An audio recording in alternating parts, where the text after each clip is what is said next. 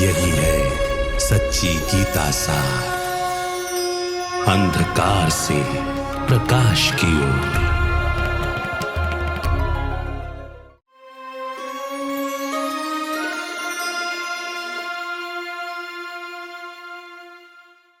नमस्कार। अंधकार से प्रकाश की ओर सच्ची गीता सार इस कार्यक्रम में आप सभी का स्वागत है। नवरात्रि के पर्व के विशेष पर हम आपके लिए ये विशेष कड़ी लेकर आए हैं। आज देवी को कालरात्रि के रूप में पूजा जाता है। महाकाली कहा जाता है। काली के रूप को बड़ा ही विभत्स भयंकर दिखाया जाता है।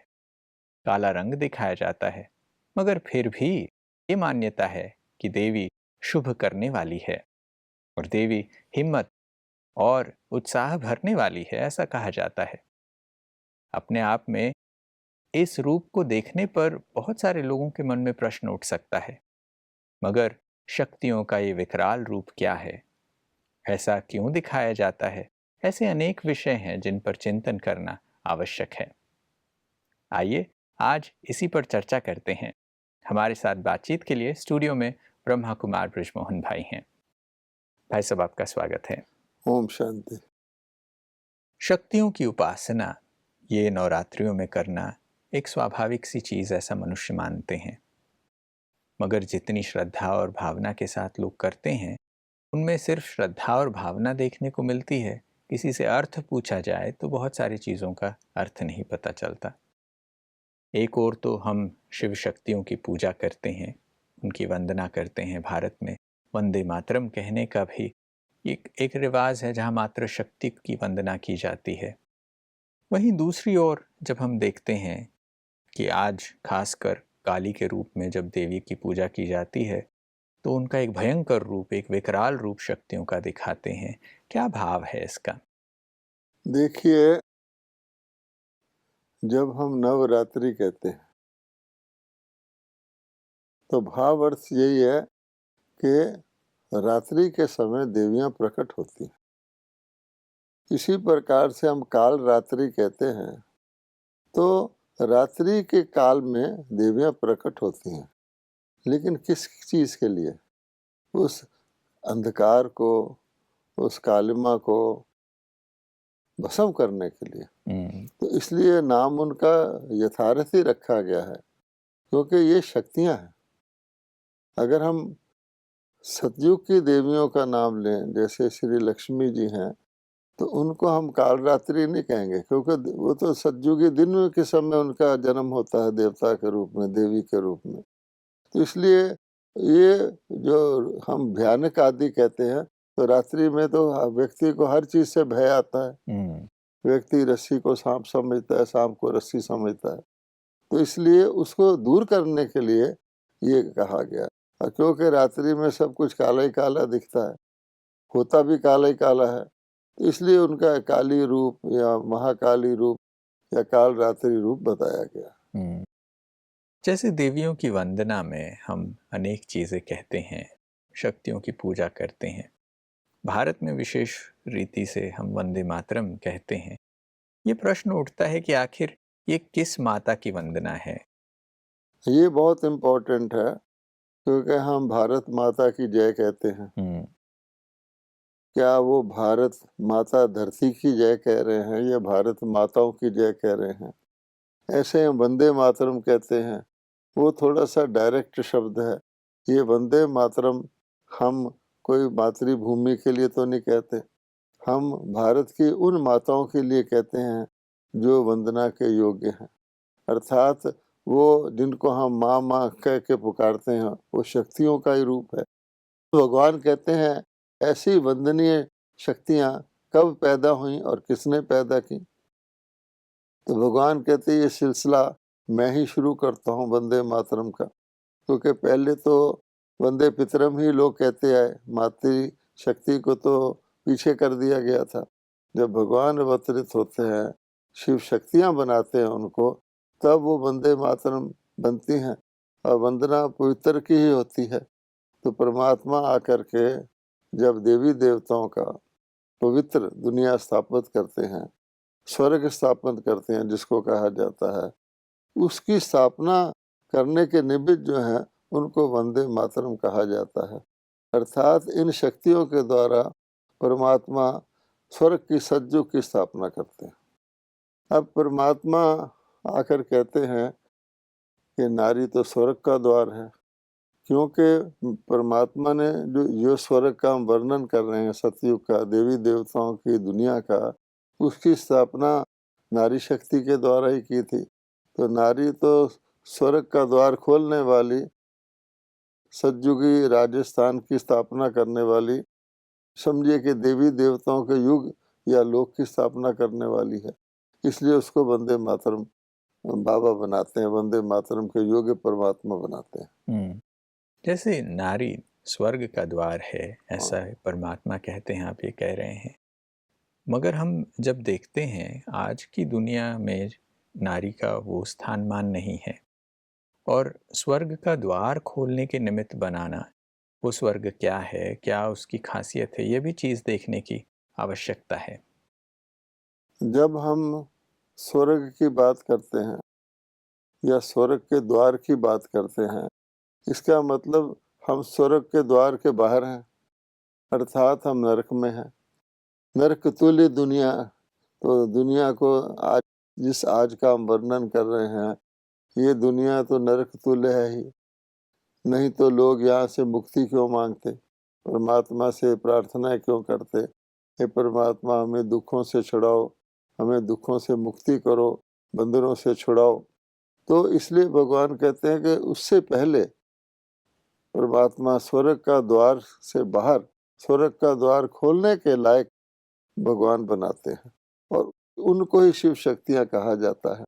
तो परमात्मा कहते हैं कि मैं, एक प्रोसेस है कि पतित को पावन, आप दो शब्दों में कहें तो स्वर्ग में पावन देवी देवता रहते हैं, और नरक में पतित और पुजारी रहते हैं, और प्रार्थनाएं करने वाले रहते हैं। अब उसको पावन बनाने के लिए प्रोसेस है। तो इसकी भी बहुत सारी बातें इसमें बताई जाती हैं। एक कथा भी आती है कि शिव की जटाओं से गंगा निकली थी। उन्होंने यद्यपि शंकर जी को शिव समझ लिया है, क्योंकि निराकार को रूप देने के लिए, और उस गंगा को भागीरथ शंख बजाते हुए भारत में लाए थे। अब कथा तो इस प्रकार है, और गंगा को भी हम मैया कहते हैं, एक शक्ति के रूप में याद करते हैं। तो वास्तविकता यह कि परमात्मा शिव ने निराकार हैं।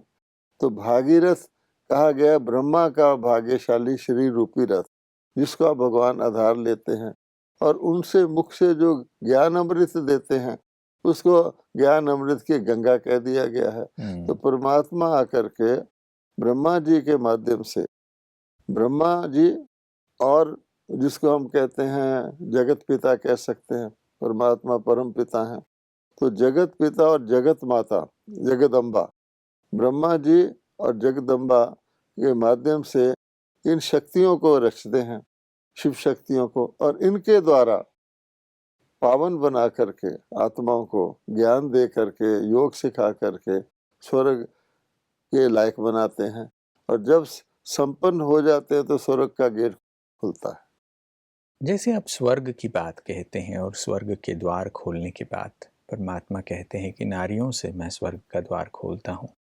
प्रश्न उठता है कि हाँ, आज तो हम समझते हैं कि ये दुनिया रौरव नर्क है, इसमें दुख बहुत है, मगर ये स्वर्ग कोई ऊपर की चीज़ है? क्योंकि मनुष्य की कल्पना में स्वर्ग एक दूर की ही चीज़ नज़र आती है। नेचुरली नरकवासियों के लिए तो स्वर्ग बहुत दूर की चीज़ है। कई तो स्वर्ग में जाने को असंभव समझते हैं। स्वर्ग को ऊपर एक लोक दिखाया गया है। ऊपर का अर्थ पहले भी होता है, ऊंचा भी होता है। तो भगवान कहते हैं कि जिसको स्वर्ग कहते हैं, आज का अपोजिट कर ले। आज दुनिया के अंदर सभी लोग गुलाम हैं, अर्थात अधीन हैं, और इसलिए उनको सॉवरेन नहीं कहा जा सकता। जो राजसत्ता होती है, असली राजसत्ता होती है, उसमें सॉवरेनिटी होती है, अर्थात संपन्नता होती है, और हर प्रकार की संपन्नता। ऐसे नहीं कि एक चीज की संपन्नता हो। आज की दुनिया में भी राजाएं थे, उनको सॉवरेन रूलर्स कहा जाता था, लेकिन ना तो वो सारे विश्व के महाराजा महारानी थे, ना उनके साथ महारानी होती थी। ना ही हर प्रकार से, जिसको कहें हेल्थ, वेल्थ, हैप्पीनेस, प्रजा तक, यहाँ तक कि प्रकृति भी उस प्रकार से सतोगुणी हो। इसलिए जो भगवान परमात्मा सतयुग रचते हैं, उसी को कहा जा सकता है कि परमात्मा द्वारा रचे हुई वर्ल्ड ऑलमाइटी अथॉरिटी द्वारा का राज्य, स्थापित किया हुआ राज्य, जिसको लोग राम राज्य भी कह देते हैं, भगवान का रचा हुआ राज्य। तो वहाँ पर हर एक अधिकारी होता है, अधीन नहीं होता। तो जैसे आजकल दिवाला निकल जाता है, आज लोग दिवाली क्यों मनाते हैं? क्योंकि दिवाला निकला हुआ है, एक दिन की दिवाली मनाते हैं। तो भगवान कहते हैं कि सॉल्वेंट, अर्थात हर प्रकार से हर चीज को उन्होंने, हर समस्या को पूरा कर लिया है और संपन्न है हर प्रकार से, तन मन धन, राजा प्रजा, जिसका वर्णन किया जाता है, राम राजा राम प्रजा राम साहूकार है। तो वो दुनिया भगवान रचते हैं। अभी आपने राम राजा राम प्रजा की बात कही। आज भी वर्तमान समय में अगर हम देखें तो सभी लोग यही चाहते हैं कि राम राज्य हो जाए। अब भारत के लिए भी बापू यही चाहते थे कि राम राज्य हो जाए, मगर प्रश्न उठता है कि आज राम राज्य नहीं है तो फिर वो कब स्थापित होगा? अब हम जब शब्द यूज करते हैं तो गौर से सोचना चाहिए। हम कहते हैं कोई शरीर छोड़ता है तो स्वर्गवास हो गया, इसका मतलब अभी तो स्वर्ग में कोई नहीं है और स्वर्गवासी होना चाहते हैं। दूसरे शब्दों में कहें तो नरकवासी हैं। इसी प्रकार से हम कहते हैं राम राज्य चाहते हैं, राम राज्य की महिमा भी करते हैं, कई प्रकार से उसका वर्णन करते हैं कि राजा प्रजा सब सुखी थे, राम राजा राम प्रजा राम साहूकार है, जिए दासा बसे नगरी धर्म का उपकार, ऐसे कहते हैं। अब वो राम राज्य कौन स्थापन करेगा? तो राम राज्य तो परमात्मा ही स्थापित करेंगे। तो मनुष्य, किसी मनुष्य का काम तो नहीं है। जो मनुष्य स्वयं ही राम राज्य से धीरे कलाएं उतरते उतरते इस रावण राज्य में आ गए, जिसको कहते हैं नरक तुल्य राज्य में आ गए। गीता में कहा हुआ है कि नरक क्या होता है। तो उस नरक में, जिसमें कहा गया है कि विकारों के अधीन आत्माएं हैं, गुलाम है, जिसको बाबा ने एक शब्द में भगवान ने कहा है कि हर प्रकार से अधीन, अपने मन के भी अधीन, अपनी इंद्रियों के भी अधीन, प्रकृति के भी अधीन। तो उससे परमात्मा ही आकर के ये इस राज्य की, राम राज्य की स्थापना करते हैं। और उसी वो जो हमने पहले बताया कि परमात्मा कैसे निराकार हैं और वो कैसे ब्रह्मा जी, आदि देव ब्रह्मा और आदि देवी सरस्वती जी, और इन आदि देवियों, ये जितनी देवियां, इनका नाम आदि देवियां भी कह सकते हैं, क्योंकि स्वर्ग की आद करती हैं, राम राज्य की आद करती हैं। इनके द्वारा भगवान को स्थापना हर 5000 वर्ष के बाद करते हैं। और जब करते हैं उसी समय आके ये बताते हैं कि मैं परमात्मा हूँ, मैं कैसे ब्रह्मा जी का आधार लेता हूँ। उससे पहले मनुष्यों को पता ही नहीं होता, इसलिए अपने अपने ढंग से वो भिन्न भिन्न रूपों से मिक्स करके आत्मा ही परमात्मा है, मैं शिवो हम हूँ, कुछ कह करके अनेक गुरु बन जाते हैं, लेकिन वो राम राज्य तो होता नहीं। इसी दुनिया के अंदर ही वो रहते हैं। अब ये बात स्पष्ट होता है कि हाँ, राम राज्य तो हम चाहते हैं, मगर वास्तविकता में हम ऐसे राम राज्य में है नहीं, इसीलिए उसकी कामना कर रहे हैं। आप कह रहे हैं कि परमात्मा आकर वास्तविकता में इस राम राज्य को स्थापना करवाते हैं, और कैसे करवाते हैं? ब्रह्मा के द्वारा, आदि देवी और अनेक इन शक्तियों के द्वारा करवाते हैं। प्रश्न उठता है कि आखिर ये काम होता कैसे है? अगर परमात्मा करवाते हैं तो उसकी विधि क्या है? अब ये वैसे तो भगवत गीता में इसका मेंशन आता है, लेकिन ये भगवत गीता पुस्तक भी तो मनुष्यों की लिखी हुई है। इसमें जो जो कुछ कहा गया है उसका आपस में कोई लिंक नहीं बैठता है। तो भगवान कहते हैं कि मैं आकर के, आप जानते हैं कि जो अग्नि होती है, किसी भी चीज़ के मिलावट को निकालना हो, एलॉय को, तो अग्नि में डाला जाता है, और किसी भी चीज़ में मिलावट करनी हो तो भी अग्नि में डाला जाता है। तो भगवान आके समझाते हैं जब ब्रह्मा जी को अडॉप्ट करते हैं तो समझाते हैं कि तुम कलयुग में साधारण मानव कैसे बन गया, मैंने तुम्हें अडॉप्ट किया है पावन बनाने के लिए, साथ में सरस्वती जी को किया है, देवियों को किया है, लेकिन तुम खुद भी तो पहले पावन बनोगे तभी तो बनाओगे ना। तो भगवान समझाते हैं कि आत्माओं के अंदर द्वापर युग में आकर के विकारों की अग्नि आने के कारण उनके अंदर विकार यानी ऐड हो गए, और उसमें काम, क्रोध, लोभ, मोह, अहंकार ये सब है। और गीता में साफ साफ कहा हुआ है कि काम, क्रोध, लोभ नरक के द्वार हैं, तो तुम आ गए। अब भगवान कहते तुमको फिर अग्नि के द्वारा इनको भस्म करना है। बहुत जन्मों से, 63 जन्मों से, 2 युगों से तुम्हारे अंदर है, तो परमात्मा उनको तपस्या करवाते हैं कि तपस्वी बनो। तो शिव को भी शंकर के रूप में, तपस्वी के रूप में दिखाया गया। तो वो तपस्या क्या है? उसको कहा जाता है योग तपस्या, जिसको हम राजयोग भी कहते हैं। तो सारे के सारे ब्रह्मा जी, सरस्वती और ये सारी देवियां तपस्या करती हैं, और उस योग तपस्या से, जिसको हम राजयोग गीता में कहा गया है, उससे विकारों की मैल निकलती है और आत्मा शुद्ध होती है, पावन बनती है। और वही प्रोसेस वो अन्य सारे समाज में उसका पैगाम देते हैं और करवाते हैं। ये बात पता चलती है कि परमात्मा आकर ये कार्य करवाते हैं और किस विधि से करवाते हैं। अब जैसे आप पहले भी कह रहे थे कि परमात्मा नारी को स्वर्ग का द्वार बनाते हैं, उनसे स्वर्ग का द्वार खुलवाते हैं, मगर अक्सर हम ये सुनते हैं कि सन्यासी जन ऐसा कहते हैं कि नारी नरक का द्वार है, उससे मुंह भी नहीं करना चाहिए, इत्यादि चीज़ें सुनने को मिलती हैं। अब देखिए कि राजेश्वरी बनने से पहले देवी योग या योगेश्वरी बनती है, योग योगेश्वरी ही राजेश्वरी बनती है। अब भगवान ने गीता में क्या कहा है? आज भी कोई गीता खोल के पढ़े तो उसमें कहा है काम विकार नरक का द्वार है, सचमुच।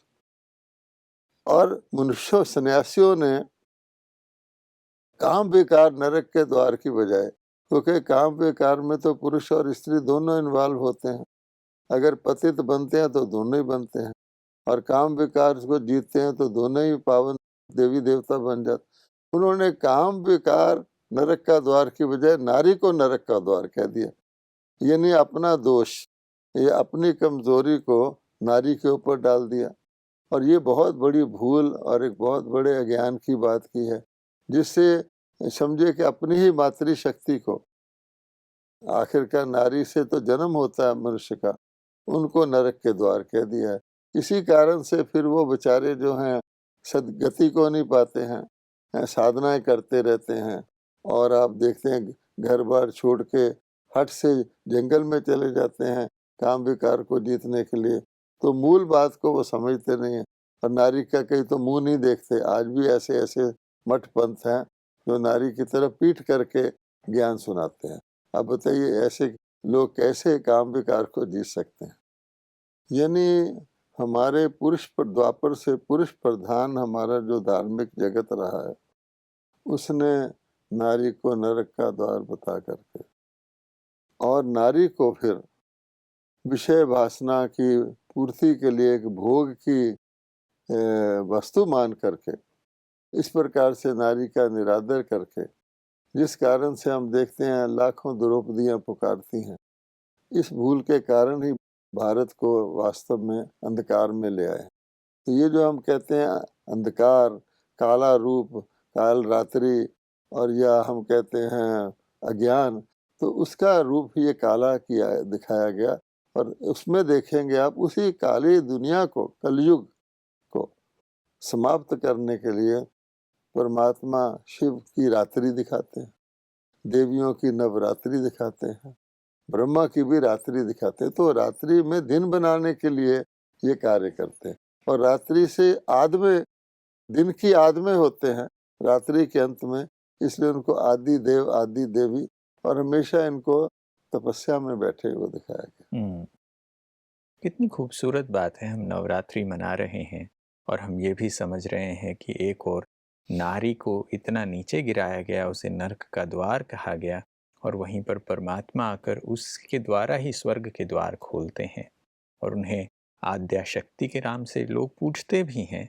उसका वास्तविक अर्थ क्या है आज समझ में आया आप है। कोई स्वर्ग के द्वार खोलने वाले को नरक का द्वार कह दे तो कितना बड़ा एक अन्याय और महापाप हो जाता है। बिल्कुल। आज बहुत ही खूबसूरत चर्चा हुई है और वास्तविकता में लोग नवरात्रि मना रहे हैं, मगर सच्चे अर्थों में नवरात्रि मनाना क्या है वो चीज़ समझ में आती है। और भी प्रश्न हैं, मगर आज समय को देखते हुए यहाँ विराम लेंगे। नवरात्रि के उपलक्ष्य में ये बातचीत आगे भी जारी रखेंगे। आज आप आए और इस विषय पर इतना सुंदर प्रकाश दिया, इसके लिए बहुत बहुत धन्यवाद। नमस्कार। ओम शांति। दोस्तों, आज की बातचीत में इस बात को समझा है कि वास्तविकता में हम वंदे मातरम कह रहे हैं, भारत माता की जय भी कह रहे हैं। माताओं की वंदना को करने वाले इन उद्घोषों को करने से कोई फायदा नहीं है। आज हम नवरात्रि मना भी रहे हैं, उस मातृशक्ति को याद भी कर रहे हैं, पूजा कर रहे हैं, मगर जब तक हम इसके वास्तविक अर्थ को नहीं समझें, नारी के खोए हुए सम्मान के प्रति हमारी जागृति न हो, जब तक परमात्मा आकर फिर से नारी को आदिशक्ति बनाकर फिर से सतयुग की आदि न करे, तब तक हम सच्ची नवरात्रि नहीं मना सकते। आशा करते हैं कि आज की बातचीत से आपको भी बहुत सारे नए बिंदु मिले होंगे। अगले एपिसोड में फिर मिलेंगे, तब तक के लिए नमस्कार।